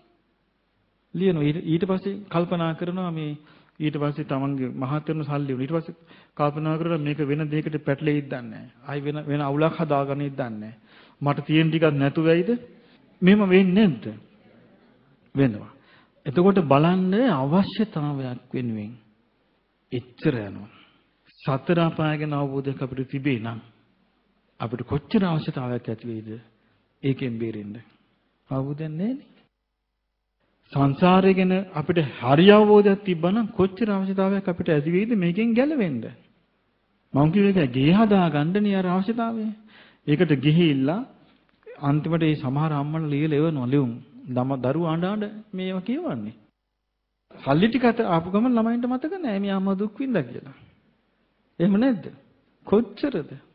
සමහර ඉතින් පින තියෙන පොඩ්ඩක් හරි පිනක් තියෙන අම්මලාගේ කීයක් හරි හොයාගෙන ඇවිල්ලා ගේ පොඩ්ඩක් හදලා ඉතින් ආයෙත් ළමයි ටිකත් එක්ක හොඳින් ඉන්නවා. ඉතින් බොහොම ටික දෙන්නේ. ඊට පස්සේ එහෙට පුරුදු වෙලා එහෙම විනාශ වෙනා කොච්චර ඉන්නවද? එතකොට බලන්න මම මේ කිව්වේ ඔබට සාමාන්‍ය අවශ්‍යතාවයකට මෙන්න මිනිස්යා කරන කැපවීම. සාමාන්‍ය අවශ්‍යතාවයකට. ඒක හරි විදියට හරව ගන්න ඕනේ අපි ධර්මයේ හැසිරෙන්නයි පින කරගන්නයි. මොකද ඒ කැපවීම අපි කරන්න ඕනේ අවබෝධයෙන්. යෝනිසෝ මනසිකාරයෙන් කරන්න ඕනේ. මොකද හේතුව යෝනිසෝ මනසිකාරය තමයි අපිව ධර්ම මාර්ගයට දාන්නේ. අපි දාන්නේ පිටස්තර පුද්ගලික නෙමෙයි. පිටස්තර පුද්ගලයෙකුට කරන්න බෑ. යෝනිසෝ මනසිකාරය කිව්වේ ඒ බුදුරජාණන් වහන්සේ ඒ පෙන්නපු ආකාරයට අපිට කල්පනා කරන්න තියෙන පුළුවන්කම. උන්වහන්සේ දේශනා කරපු ආකාරයට අපිට කල්පනා කරන්න පුළුවන් හැකියාව. අපිට මේ කල්පනා කරන්න පුළුවන් හැකියාව આવොත් මේ දේශනා කරපු විදිහට ඒ මොකද්ද? ඒක තමයි යෝනිසෝ මනසිකාරය. ඒ හැකියාව අපිට නැත්තම් ඒ මොකද්ද නැත්තේ? යෝනිසෝ මනසිකාරය තමයි නැත්තේ. යෝනිසෝ මනසිකාරේ නැතුව සම්මාදිට්ඨිය පහළ වෙයිද? සම්මාදිට්ඨිය පහළ වෙන්නේ නැහැ. ඉතින් මේ නිසා පින්වත්නි අපි මේ යෝනිසෝ මනසිකාරය ඇති වෙන විදිහට ඒ කියන්නේ මේ බුදුරජාන් වහන්සේ වදාළ දේශනාවට අනුව කල්පනා කරන්න පුළුවන් හැකියාවක් අපි එක එක්කෙනා මහන්සියට හදා ගන්න ඕනේ. හැබැයි සමහර විට අපි හිතපු නැති විදිහට අපිට කල්පනා කරන්න පුළුවන් වෙන්නත් අවස්ථාව තියෙන්න පුළුවන්. හැබැයි අපි ඒකට ඒ විදිහට හිත හරවන්නේ නැති නිසා ඒක නොවෙන්නත් පුළුවන්. මොකද දැන් බුදුරජාණන් වහන්සේගේ කාලේ කොච්චර අතීතයන්නේ ධර්මය අවබෝධ කරගන්න පුළුවන් අය අවබෝධ කරගන්න තිබිච්ච අවස්ථාවල් අහිමි කරගත්තු. අපූර්වට මේ චතුරාර්ය සත්‍ය අවබෝධ කරගන්න පුළුවන් වාසනාව ඒ කැපැසිටි එක තිබිච්ච අය ඒක නැති කරගත්තු අවස්ථාව කොච්චර තිබ්බද? ඒ නිසා අපිට නැහැ කියන්න බෑ. දැන් අපි කියමු දැන් අපි ඔන්න මහන්සි වෙලා අපි දැන් ධර්මයේ ඉගෙන ගන්න බං ඔන්න මතක හිටින්නේ නැහැ. දැන් මතක හිටින්නේ නැතුව නම් අපි කරන්නේ මොකද්ද? හිතෙන් කඩාගෙන වැටෙන එක නේ. හිතෙන් කඩාගෙන වැටෙන්නේ නැතුව ඉන්න පුළුවන් නම් අන්න ඒක මං හිතනවා අපිට වෙන සුදුසුකමක් කියලා. දැන් සිල් ආරක්ෂා කරගන්න මහන්සි වෙනවා. මේක හරියට කරගන්න බෑ. එතකොට ඔන්න කඩාගෙන වැටෙනවා. ඒකටත් කඩාගෙන වැටෙන්නේ නැතුව හිටියොත් ආයමත් යාට මේ අවස්ථාව ආයෙ ගන්න පුළුවන්. මොකද හේතුව දැන් අපි කරන්න ඕනේ වැරද්දත් එක්කම අඩුපාඩුවක් අපේ ජීවිතය අඳුනහම ඒකට කඩාගෙන වැටෙන එකද ඒ අඩුපාඩුව හදාගන්න මහන්සි වීමද? හදාගන්න මහන්සි වීමයි කරන්න ඕනේ. ඒක කවුරුවක් කරලා දෙන්න ඕනේ නැහැ. ඒක අපි කාරණේ දන්නවනම් ජීවිතය ගැන තේරුම් ගන්න පුළුවන් නම් එයා තම තමන් අමාරුවෙන් හරි තම තමන් නැගී හිටිනවා. තම තමන් මේක තමන්ගේ ගුණي වර්ධනය කරගන්න තම තමන් මහන්සි ගන්නවා. ඒක තම තමන් කරන එක. ඒක අපි ගත්තොත් අපි ජීවිතේ කොච්චරනම් ජීවිතේ පොඩි වෙලාවකට හරි කොච්චරනම් අපි තනියම ඉන්නවද නේ? කෑම කන්න ගියම තනියම ඉන්නවා, නාන්න ගියම තනියම ඉන්නවා, ඇඳුම් හොදන්න ගියම තනියම ඉන්නවා, වැසිකිළියට ගියම තනියම ඉන්නවා. මේ හැම අවස්ථාවෙම අපි හිතන්නේ නැද්ද? හිතනවනේ, අපි කල්පනා කරනවනේ. එතකොට හැම අවස්ථාවකදීම අපිට මේ සිහියෙන් ඉන්න නැත්නම් ධර්මයේ පිළිබඳව අපිට අවබෝධයක් ඇති කරගන්න අපි අවස්ථාවක් ගත්තොත් ඒ හැම එකක්ම අපිට පිට වෙනවා. ඒ නිසා මේ අර බුදුරජාණන් වහන්සේ වදාළ ධර්මයේ ඔස්සේ කල්පනා කරන්න පුළුවන් වෙන්න ඕනේ කුසල් වැඩිම පිණිස. අකුසල් ප්‍රහාණය කිරීම පිණිස. එතකොට ඒ විදිහට තමන් මේ කල්පනා කරන එක තමන්ගේ අතේ තියෙන්නේ නේ. බාහිර කෙනෙකුට මේක කරන්න බෑ. බාහිර කිසි කෙනෙකුට කරන්න බෑ. කොටිම කියන්නේ ශ්‍රද්ධාව ඇති කරලා දීමත් කරන්න බෑ බාහිර කෙනෙකුට. සැකේ දුරු කරලා දීම කරන්නත් බෑ. දැන් අපි කිමු කෙනෙකුට සැකයක් ඇති වෙනවා. කෙනෙක් ළඟට යනවා දැන් ප්‍රශ්න ඔන්න යට උත්තර හම්බ වෙනවා. ඒ උත්තරේ හම්බුලා ඒ ප්‍රශ්නේ සැක නැතුණාට ඊළඟ ප්‍රශ්නේ සැකෙන්න බැරිද යාට? එතකොට සැක නැති කරගන්න විදියට කල්පනා කරන්නත් Taman දාක්ෂ වෙන්න ඕනේ. Tamanට පුළුවන් වෙන්න ඕනේ. එහෙම නැතුව ඒක කවුරුවත් එහෙම කරලා දෙන්නේ නැහැ. ඒ නිසා මේ ඊළඟට මේකට කිසිම ආකාරයකින් මම ඒකයි කිව්වේ අර අවශ්‍යතාවය අපිට ඇති වෙන්නේ මේ ප්‍රශ්නේ දැනුවත් නම් විතරයි. මේ සතර අපාය පිළිබඳ ප්‍රශ්නේ අපි හොඳට දැනුවත් නම් හොඳට මේ ගැන අපිට වැටහීමක් තියෙනවා නම් ප්‍රශ්නේ පැහැදිලි නම් විතරයි උත්තරේ අවශ්‍යතාවය තියෙන්නේ. දැන් හරි විදියට කල්පනා කළොත් අපිට අපේ හරියටම අපිට තේරුනොත් මේ සතර අපායයි අපිට තියෙන ප්‍රශ්නේ කියලා එහෙනම් අපි කාටවත් වෙන ප්‍රශ්න ඉතුරු වෙයිද? අසවලා නෑ මට මේ තනක් දුන්නේ නෑ මට පාඩි වෙන්න මුල්ලක් හම්බ වුණා. මේ වගේ ප්‍රශ්න ඉතුරු වෙයිද අපිට? ඒ මොකක්වත් නෑ. අපි හරි ප්‍රශ්නේ අපිට තේරුණා නම් හරි ප්‍රශ්න තේරුණා නම් වෙන ප්‍රශ්න මොකවත් නෑ. එහෙනම් මේ හරි ප්‍රශ්නෙට යා හරි උත්තරේ ගන්න මහන්සි වෙනවා. හරි ප්‍රශ්නෙට හරි උත්තරේ ගන්න මහන්සි වෙනවා. ඒ මහන්සිය තමයි යාට හරි පිළිතුරට උපකාරී වන්නේ. දැන් බලන්න හිතලා බුදුරජාණන් වහන්සේ නෑ දැන්. රාතන් වහන්සේලා නෑ. මාර්ගඵලලාභී නෑ. හිටියත් අපිට හොයාගන්න බෑ. එහෙනම් අපිට එකම පිහිට මොකද්ද? බුදුරජාණන් වහන්සේ වදාළ ධර්මයයි. ඒතර මේ ධර්මයේ සීකිරිල්ල විතරයි අපිට තියෙන. ඒකයි බුදුරජාණන් වහන්සේ දේශනා කළේ ධර්මයේම සරණ යන්න. වෙන දෙයක් සරණ යන්න එපා. ධර්මයේම තමන්ගේ ජීවිතයට ලං කරගන්න. ධර්මයේටම සත්කාර කරන්න. ධර්මයේටම සම්මාන දක්වන්න. ධර්මයේටම ගෞරව කරන්න. ධර්මයේටම උපහාර දක්වන්න. ධර්මයට උපහාර දක්වන්න කිව්වේ මොකද? ධර්මයේමයි තමන්ගේ ජීවිතයට පීඨ පිණිස, පිළිසරණ පිණිස, ආරක්ෂා පිණිස පවතින්නේ.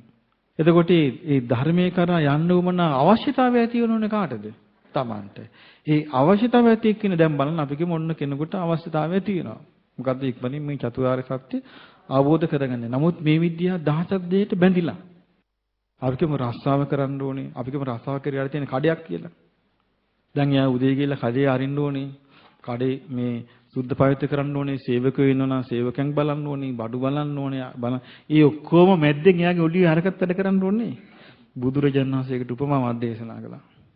ආන වැස්සි වගේ කියනවා ඉන්න ඕනේ. වැස්සි ඉන්නවා. වැස්සි තනකොළ කනවා. පැටිය ගැනත් බලන්න ඕනේ කියන. දැන් වැස්සි බඩගින්න ඉන්න. බඩගින්න ඉන්න වැස්සි වගේ ඉන්න කියනවා. ඇයි බඩගින්න ඉන්න වැස්සිට ඕනේ තනකොළ කන්න? තනකොළත් කනවා වරින් වර. පැටිය දිහාත් ඇහ ගහගෙන ඉන්නවා කියලා. ඒ පැටියත් බලාගෙන ඉන්නවා තනකොළත් කනවා. එතකොට වැස්සිගේ ඔළුවේ මේ දෙකම වැඩ කරනවා. මේ වගේ ඉන්න කියලා කිව්වා. අපි කිව්වේ එතකොට කඩේ දාගෙන ඉන්න එක නේද? කඩෙත් කරන්න ඕනේ. හිතේ ධර්මයේ වැඩ කරන්නත් තියෙනවා. එතකොට අපි කියමු දැන් 100න් නම් ඉන්නේ ඔන්න එයාගේ එක්කිනෙක් කෙනානේ අනවශ්‍ය විදියට රටේ නැති වල්පල් කතා කරගෙන. මග හරිනවා එයා. 100 උපදින මම මේ කතා කරන්න හදන්නේ.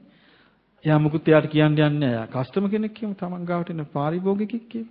එයා නරක වෙනවා හිත එයාගේ. එතකොට එයා එන්නේ නැහැ නේ. එතකොට එයාව හදාගන්න බේර ගන්නත් ඕනේ. එහෙම නේද බුද්ධිමත් කෙනා ඉන්නේ. එතකොට සමහරට ඔන්න ධර්මයේ හැසිරෙන්න මෙයාගේ හිත පාලනයකට එක්කෝ ඕන දැන් දරුවෝ 3-4 දෙනෙක් ඉන්නවා. දැන් අම්මටයි තාත්තටයි ධර්ම හැසිරෙන්න ඕනේ. හැබැයි ළමයි ගැන බලන්න ඕනේ, රසාවල් කරන්න. එතකොට මේ ඔක්කොම මැද්දේ තමයි මේක කරන්න තියෙන්නේ.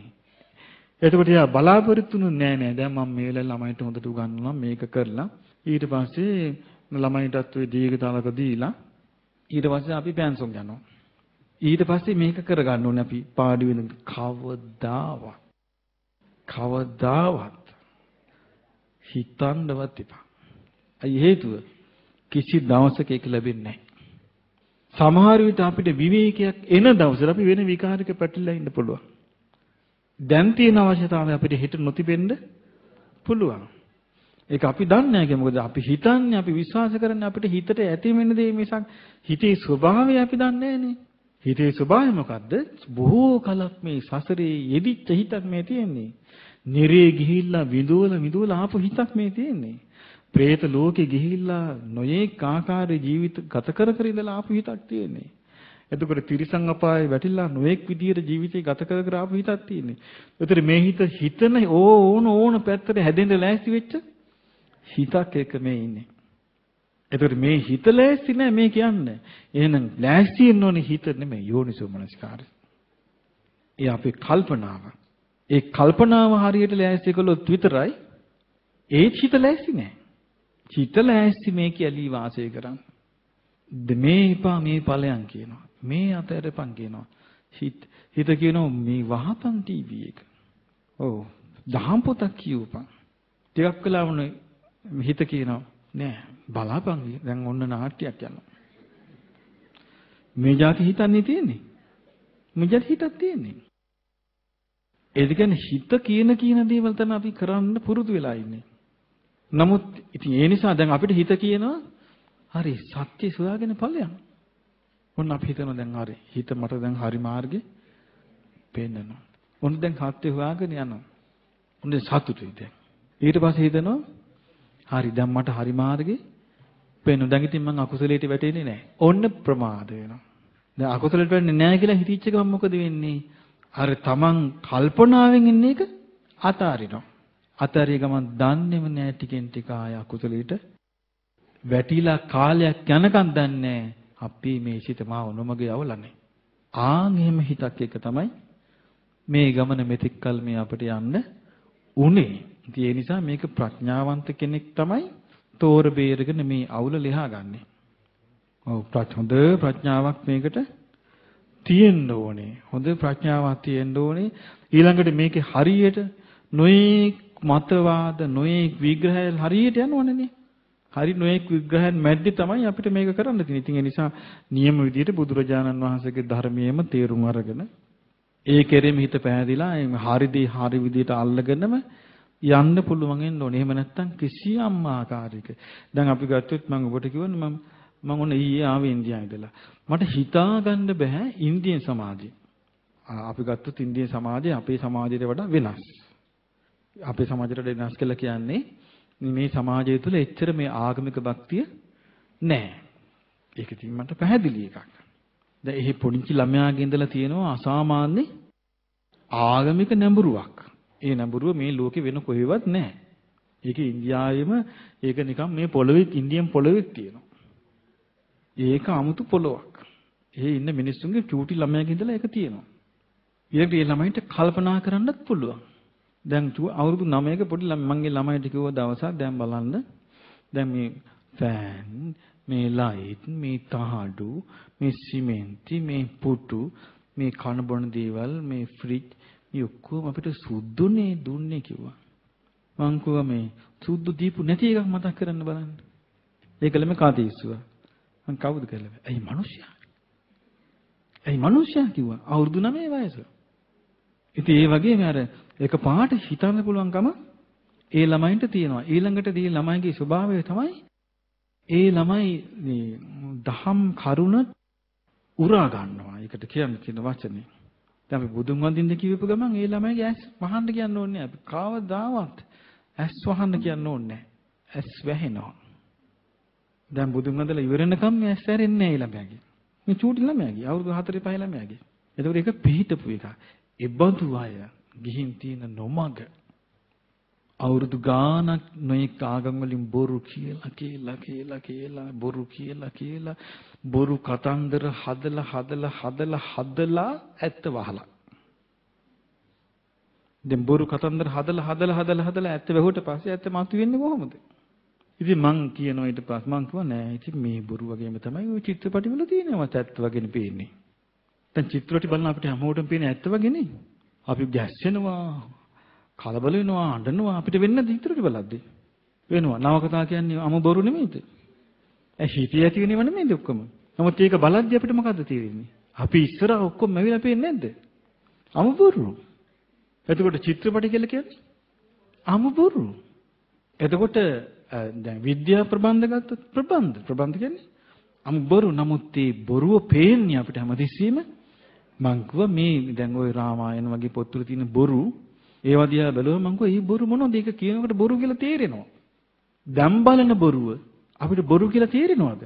නෑනේ. දැන් අපි ෆිල්ම් එකක් බලද්දී අපිට තේරෙන්නේ නෑ මේ බොරුවක් මේ යන්නේ කියලා. අපිට හිතෙන්නේ ඇත්තක් වගේ.